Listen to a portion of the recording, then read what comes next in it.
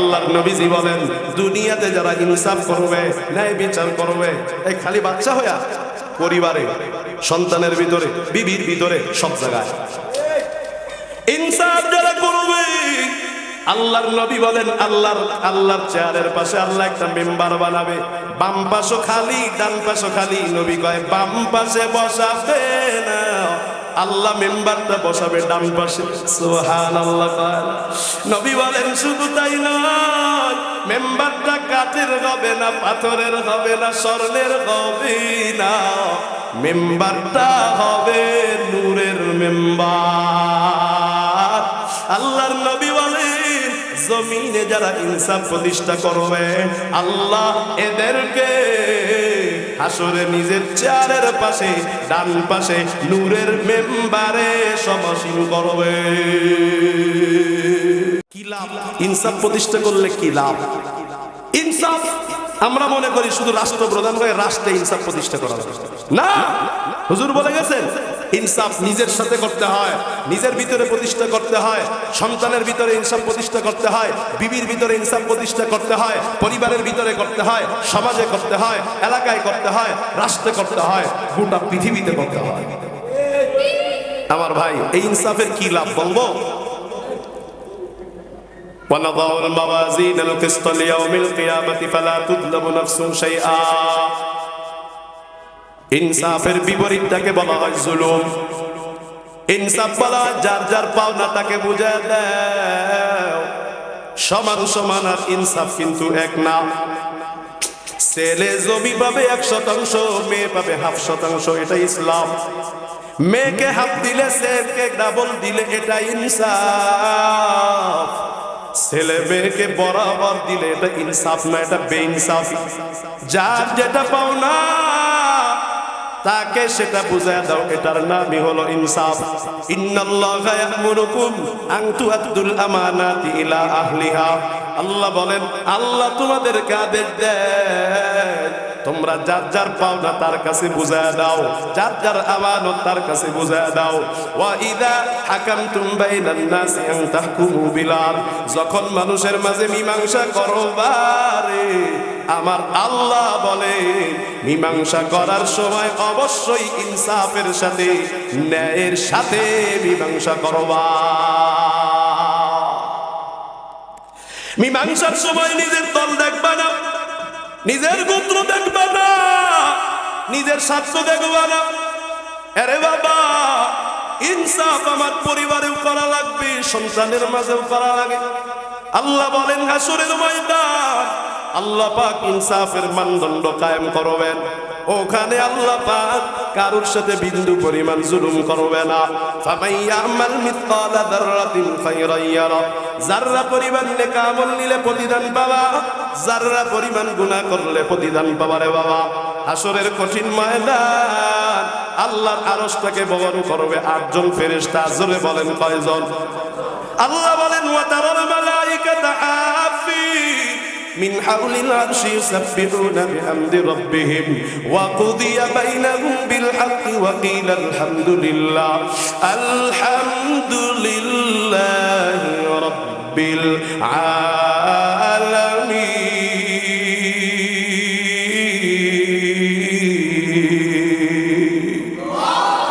আল্লাহ বলেন তোমরা তাকায় দেখবা আল্লাহ চতুর্দিক দিয়ে ফেরেশতা ময়দানে হাসরে থাকবে। এরা শুধু আল্লাহর প্রশংসা করবে যে আল্লাহ আজকে ন্যায় বিচার করবে, বেইনসাফি করবে না। আর বলবে জগতের মালিক আল্লাহর জন্যই, বিশ্ব জগতের মালিকের জন্যই সব প্রশংসা।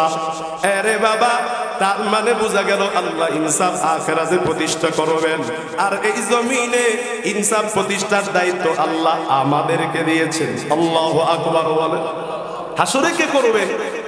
আল্লাহ। দুনিয়ায় কে করবে?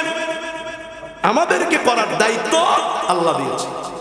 যার যার জায়গা থেকে চেষ্টা করে যাও, ওই কঠিন ময়দানে আল্লাহ যেহেতু ইনসাফ করবে, এই জমিনে যারা ইনসাফ করবে, ন্যায় বিচার প্রতিষ্ঠা করবে, ওদেরকে আল্লাহ দূরে রাখবেন না, হাসরে নিজের কতটা কাছে রাখবে। দুইটা হাদিস আমি আপনাদেরকে শোনাবো, বড় আশ্চর্য হয়ে যাবেন আপনারা। এক নাম্বার, সাবাতুন ইউদিল্লুহুমুল্লাহু ফি দিল্লি ইয়াউমা লা দিল্লা ইল্লা দিল্লু আল ইমামুল আদিল ওয়া ফি রিওয়ায়াতিন ইমামুন আদিল। আমার মায়ের নবী বলেন, ওই কঠিন ময়দানে আল্লাহর হুঙ্কারে সবাই পাগল হয়ে যাবে, পরনে কাপড় থাকবে না, জুতা থাকবে না, ওই ময়দানে সবাই কান্না করবে, নাফসি নাফসি করবে, নবীরা পর্যন্ত পাগল হয়ে যাবে। একদিন 50,000 বছরের মতো মনে হবে, সূর্য এক অর্ধঘাট মাথার উপরে চলে আসবে, মানুষগুলো ঘামের সাগরে হাবুডুবু খাবে, ওখানে একমাত্র ছায়া আমার মাওলার আরশের ছায়া রে। আমার নবী বলেন, সেই আরশের নিচে আমার মাওলা হাসরের ময়দানে 7 শ্রেণীর মানুষকে ছায়া দিবেন। কোন কয় শ্রেণী? কয় শ্রেণী?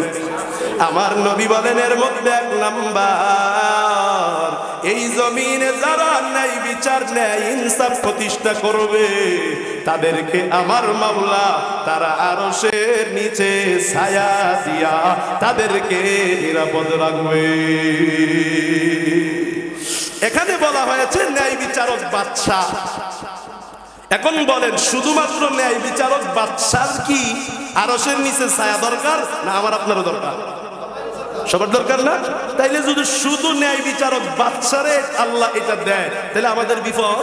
এই জন্য ব্যাখ্যাকারী হাদিসে তাকরীর করে নবী বলেন যে শুধু ন্যায় বিচারক বাদশা না, এটার দ্বারা বোঝানো হয়েছে যার যেখানে যতটুকু ক্ষমতা আছে। কথা বুঝে নাই? কথা বুঝে নাই? হযরত মাওলানা আবু সাইদ সিদ্দিকী সাহেবের ক্ষমতা আছে মারকাজুত তাকওয়া মাদ্রাসার ভিতরে। কথা কয় না? সে মারকাজুত তাকওয়া মাদ্রাসার ভিতরে ইনসাফ প্রতিষ্ঠা করলে সে আরশের নিচে ছায়া পাবে।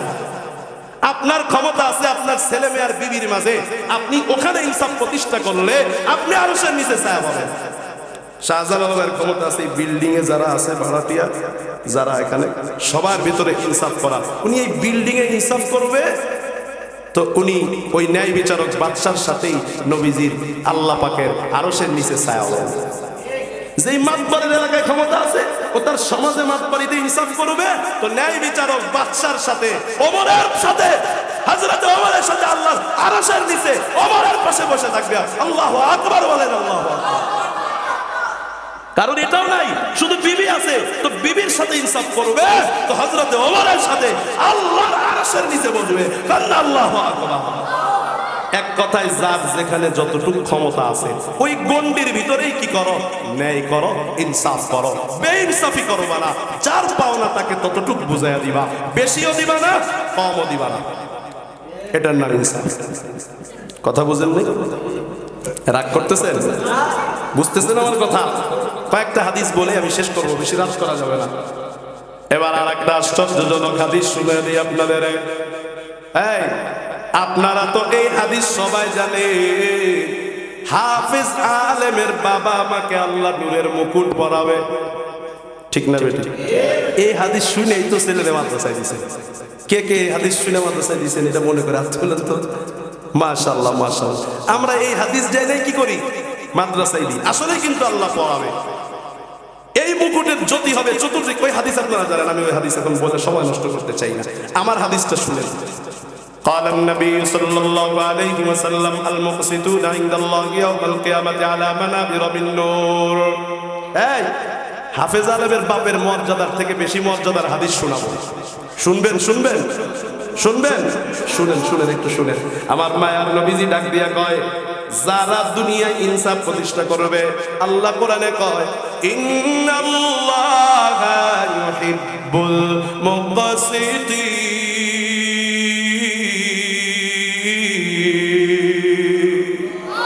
আল্লাহ বলেন, আল্লাহ ইনসাফকারীকে, ন্যায় বিচার প্রতিষ্ঠাকারীকে বড় মহব্বত করে, পছন্দ করে। আমার নবী কয়, আল মুকসিতুন, হাসরের দুনিয়াতে যারা ইনসাফ করবে, ন্যায় বিচার প্রতিষ্ঠা করবে, আমার মাওলা যেই চেয়ারের মধ্যে হাসরের ময়দানে বসবে রে, আল্লাহর চেয়ারের পাশে আমার মাওলা একটা মেম্বার বানাবে। কি বানাবে? এই মিয়ারা, চেয়ার বানায় বসার জন্য, মেম্বার বানায় সম্মানের জন্য। মেম্বারের তাক কয়েকটা, চেয়ারের তাক ওয়ান পিস। কথা বুঝে নাই? চেয়ারে আপনিও বসতে পারবেন, অনেকে বসতে পারবে, মেম্বারে খতিব ছাড়া বসার সাহস নেই। কথা বলেন, আপনারা কি মেম্বারে বসার সাহস করতে পারবেন? এটা খতিবের স্থান, মর্যাদাবান জায়গা, এটা মেম্বার। দেখলেই আমরা সম্মান করি, ঠিক না বেটি? আল্লাহর নবীজি বলেন, দুনিয়াতে যারা ইনসাফ করবে, ন্যায় বিচার করবে, এই খালি বাচ্চা হইয়া পরিবারে, সন্তানের ভিতরে, বিবির ভিতরে, সব জায়গায় ইনসাফ যারা করবে, আল্লাহর নবী বলেন আল্লাহর চেয়ারের পাশে আল্লাহ একটা মেম্বার বানাবে, বাম পাশও খালি ডান পাশও খালি। নবী কয় বাম পাশে বসাবে না, আল্লাহ মেম্বারটা বসাবে ডান পাশে। সুবহানাল্লাহ।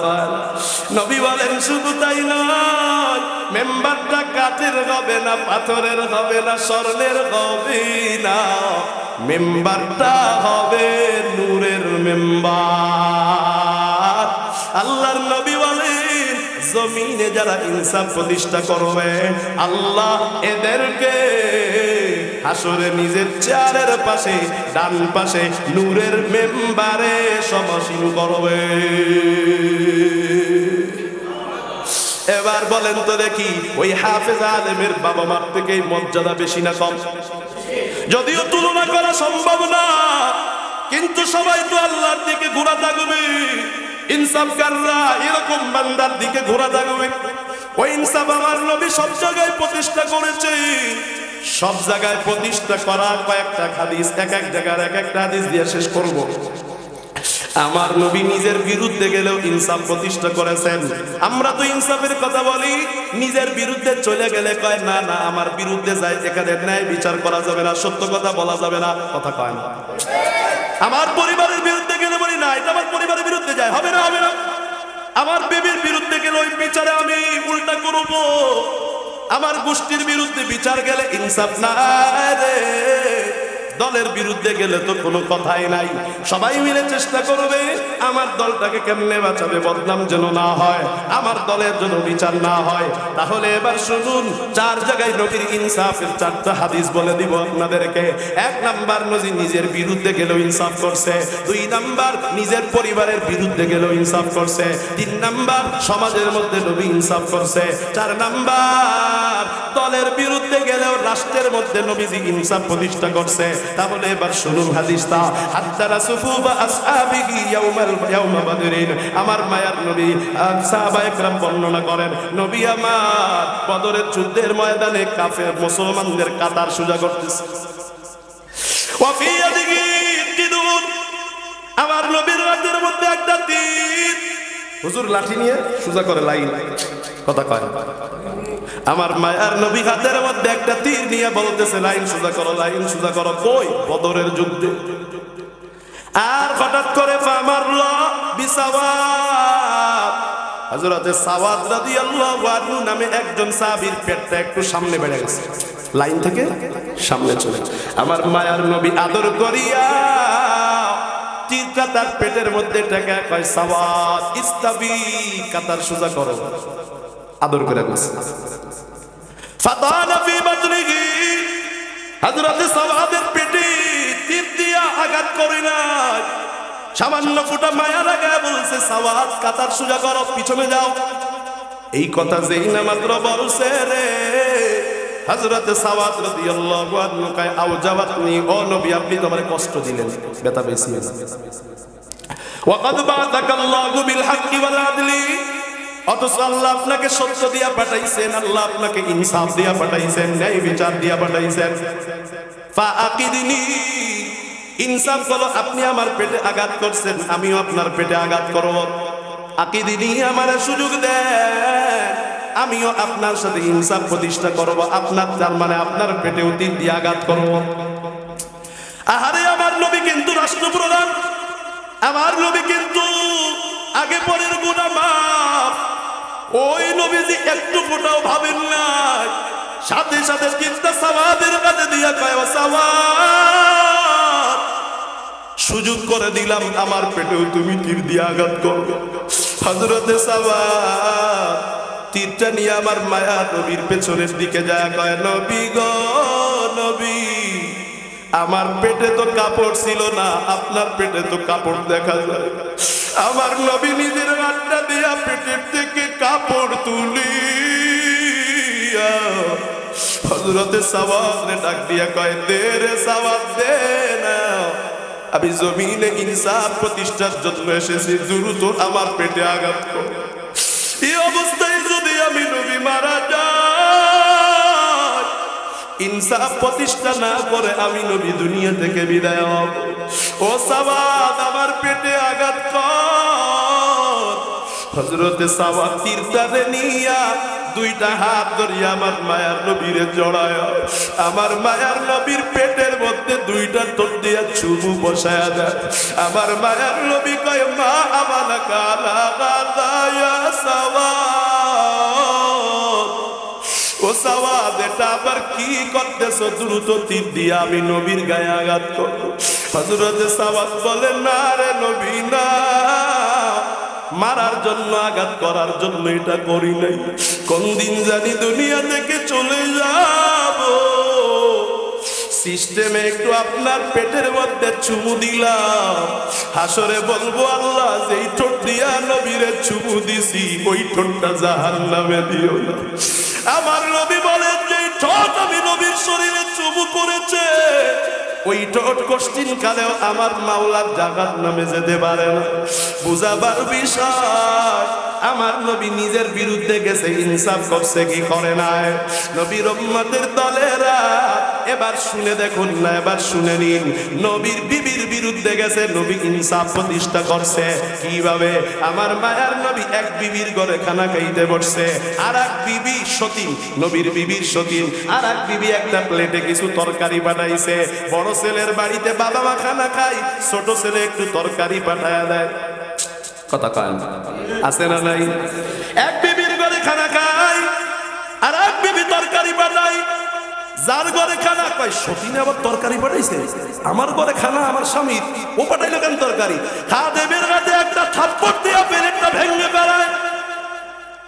আমার আপনার মায়ার নবী কয় খাদেম কোথাও যাবি না, এখানে দাঁড়ায় থাক, তোর সাথে আমার কাজ আছে। এবার আমার মায়ার নবী রহমতের নবী বাঙ্গা প্লেটের টুকরাগুলো নিজের হাতে জমা করে উঠায়। যেই বিবি প্লেটটা ভাঙছে ওই বিবির শোকেসের কাছে গিয়ে একটা নতুন সুন্দর প্লেট বের করে, ভাঙ্গা প্লেটের টুকরাগুলো শোকেসে ভালো প্লেটের জায়গায় রেখে দেয়। ভালো প্লেটটা নিয়া আমার নবী কয় খাদেম, আমার যেই বিবি তোর কাছে খানা পাঠাইছে ভালো প্লেটে, এই বিবির ঘর থেকে তোরে প্লেট দিয়ে দিলাম, যে ভালো প্লেট পাঠাইছে তারে ভালো প্লেট দিয়ে আসো, যে প্লেট ভেঙেছে তার ঘরেই ভাঙ্গা টুকরাগুলো থাকবে। নবী একথা চিন্তা করেন নাই, আমার বিবি তো আমার বিরুদ্ধে চলে যাবে, রাগ হয়ে যাবে, রাগের কথা খেতা পড়ি। আমার নবী বলে বিবির বিরুদ্ধে যাই যাবে, ইনসাফ করতে হবে। সন্তানের বিরুদ্ধে গেল নবী ইনসাফ করেছেন। নবীর উম্মতের দল সমাজেও নবী ইনসাফ করেছেন। হযরতে নোমান ইবনে বাশির রাদিয়াল্লাহু তাআলা আনহু, হযরতে নোমান নিজে বর্ণনা করেন, ভাই আমার আব্বা জান আমার একটা গোলাম হাদিয়া দিল। এখন যেমন গাড়ি আর বাড়ি দামি, ওই জামানায় গোলাম সবথেকে গুরুত্বপূর্ণ সম্পদ ছিল। গোলাম হাদিয়া দিছে, মার কাছে গেছে, বিবিরে ডাক দিয়া বাশির কয় তোমার ছেলেরে একটা গোলাম হাদিয়া দিছে। মা কি হবে, খুশি হবে না? কথা কয় আপনার ছেলেরে যদি একটা কিছু দেন আপনার বিবি কি হবে, খুশি হবে। কিন্তু ওই নোমানের মা বলে নবী ও স্বামী, ঘটনাটা আমার নবীরে জানানোর আগে আমি খুশি হব না। আল্লাহু আকবার বলেন। হযরতে নোমান বলেন আমার হাত ধরে আমার বাবা নবীর কাছে নিয়ে গেল, গোলামটারেও নিয়ে গেল। আমার বাবা নবীরে কয় নবী আমার ছেলে নোমানদের একটি গোলাম হাদিয়া দিছি। আমার নবীজি বলেন অন্য ছেলেদের কি কি দিছো নাকি? হযরতে বাশির বলে না না, একটা ছেলের এই মাত্র আমি গোলাম দিছি। নবী ডাক দিয়া কয় ইত্তাকিল্লাহ, ও আমার সাহাবী আল্লাহরে ভয় করো, ওয়াদিলু বাইনা আওলাদিকুম, আর সকল সন্তানদের মাঝে ন্যায় আর ইনসাফ প্রতিষ্ঠা করো। গোলাম দিলে সব ছেলেরে দিবা, না দিলে কারোরে দিবা না। গোলাম দিলে সব ছেলেরে দিবা, না দিলে কারোরে দিবা না। ও নবীর উম্মতের দল, এটা গেল নিজের ছেলের বিরুদ্ধে গেছে, নিজের একজন ছেলের বিরুদ্ধে বাবারে আল্লাহর নবী ইনসাফের দাওয়াত দিয়েছে। এবার শুনে নেন সমাজের মধ্যে নবী কেমনে ইনসাফ প্রতিষ্ঠা করে। আমার মায়ার নবী বয়ান করতেছে, হাদিস বর্ণনা করতে